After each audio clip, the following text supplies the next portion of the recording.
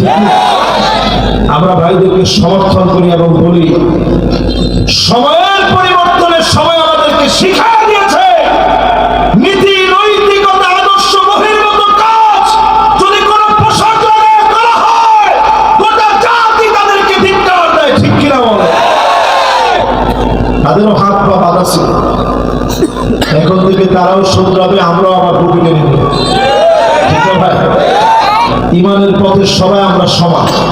যখন ইমানের পথে যে আসবে এখন তারা আমাদের সাথে আসে বসে এবং কেঁদে কেঁদে অনেক সময় বলে যে হুজুর হাত পা বাঁধা ছিল, কিছু করার ছিল না, মনের ভিতরে কষ্ট বুকে চেপে দূরে দাঁড়ায় আপনাদের ওয়াজ শুনছি কাঁদছি, কিন্তু কিছু করার ছিল না। এই মাহফিলে পরিষ্কার করি ইমানের পথে পরীক্ষা দিলে কেউ কম দাম হয় না। ইমানের পথে পরীক্ষা দিয়েছেন আব্দুল্লাহ, উহুদের প্রান্তে শহীদ হলেন। উহুদের প্রান্তে শহীদ হওয়ার পরে আব্দুল্লাহ রাদিয়াল্লাহু তাআলা আনহুকে আল্লাহ নিজে ডাকলেন। ডাকছেন কি? জোরে কম দেখে কয় আব্দুল্লাহ কি মন চাই তোমার, তুমি একটু বলো। আব্দুল্লাহ নিজে তুমি বলো তোমার কি মন চায়। আব্দুল্লাহ তুমি বলো তোমার কি মনে চায়, একটু আমারে বলো। কথা বলতেছেন কে? সবাই বলেন কে? আল্লাহ নিজে কথা বলতেছে আব্দুল্লাহর সঙ্গে।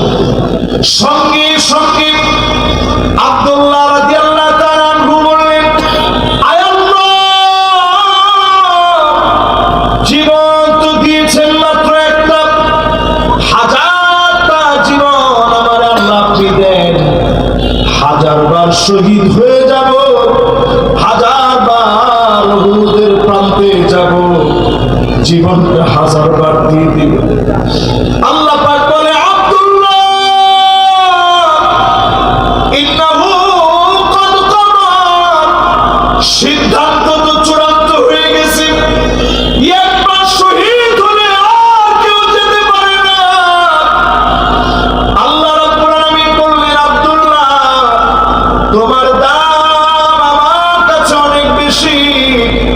নবীজিকে ওহী করে জানায় দিলেন, নবী আব্দুল্লাহর সঙ্গে আমার কথা হয়েছে, আব্দুল্লাহ তো হাজারবার যেতে চায়, হাজারবার জীবনটা আল্লাহর জন্য কোরবান করতে চায়। বলেন আল্লাহু আকবার। কতবার জীবন দিতে চায়? হাজারবার জীবন দিতে চায়। আল্লাহ নবী কেঁদে ফেললেন, আব্দুল্লাহর সন্তান জাবেরকে ডাকলেন, জাবের তোমার আব্বার সঙ্গে আল্লাহ কথা বলেছে, তোমার আব্বা বারবার দুনিয়ায় আসতে চায়, শহীদ হওয়ার জন্য আসতে চায়। জাবের রে, তোমার জন্য আমার কিছু করতে মনে চায়, তোমার জন্য কিছু দিতে মনে চায়। জাবের তোমার কি লাগবে বলো? জাবের বলে ওগো নবীজি, আব্বা তো চলে গেলেন, অনেক পাওনাদার রেখে গেলেন, পাওনার জন্য প্রতিদিন আমাদের কাছে আসে। নবীজি ডাক দিয়ে বললেন, যাও যাও, ঘরের ভিতরে কিছু থাকলে নিয়ে আসো। এই কয়টা খেজুর নিয়ে আসছে, মুষ্টি ভইরা কয়টা খেজুর নিয়ে আসছে নবী, এইটা ছাড়া আর কিচ্ছু নেই। নবীজি বলল ঠিক আছে যাও, সব পাওনাদারদেরকে ডাকো। সব পাওনাদারদেরকে ডাকছে। নবীজি দুইটা হাত দিয়ে এইভাবে ধরে ধরে একটু খেজুরগুলো নাড়াচাড়া করলেন, নিজ হাতে ওজন দিয়ে বলছে, তুমি কত পাও? এত পাই, নাও খেজুর নাও। তুমি কত পাও? এত পাই, নাও খেজুর নাও। তুমি কত পাও? এত পাই, খেজুর নাও। একজন একজন করে সবাইকে দিয়ে দিলেন, সব পাওনা পরিশোধ হয়ে গেল। এরপরেও বরকতি খেজুর গুলা রয়ে গেল।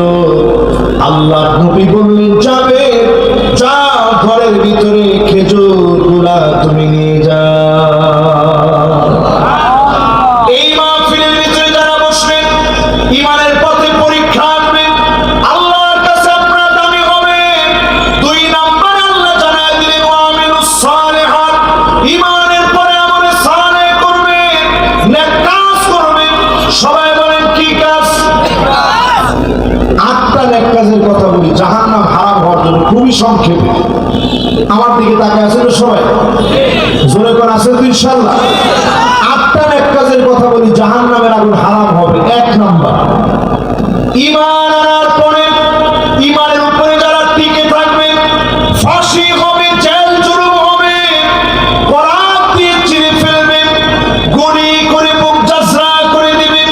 ঈমানের পথে যারা টিকে থাকবে, হারামাহুল্লাহু আলাইহিন নার, জাহান্নামের আগুন যিনি হারাম বানায় দিবেন তিনি কি? সহিহ হাদিস। 2 নম্বর শুনে, 5 ওয়াক্ত নামাজ যারা পড়বে, কয় ওয়াক্ত? আরো জোরে।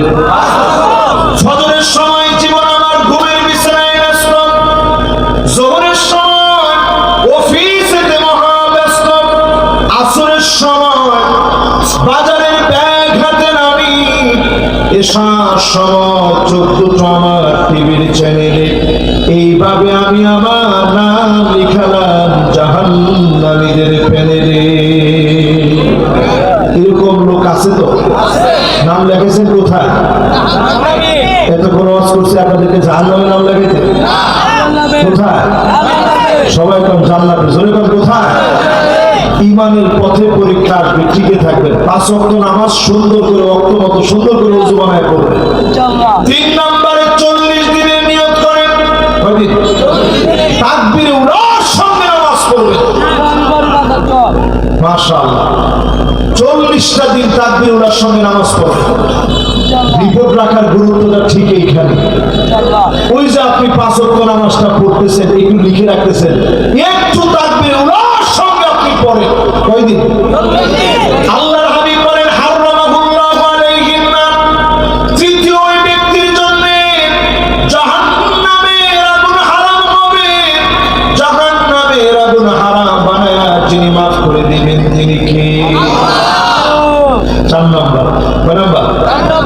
4 নম্বরে যতজন আমার সামনে বসলেন, কথাগুলো শুনতেছে, যোহরের আগের 4 রাকাত, ফরজ 4 রাকাত, আর পরে যদি আপনি 4 আর 4 কত হলো? বাকি আছে কত? বাকি যদি 2 রাকাত যদি 12 রাকাত পুরা পড়তে পারেন, ইবনে মাজাহ তিরমিজিতে হাদিস আসছে, যারা এটা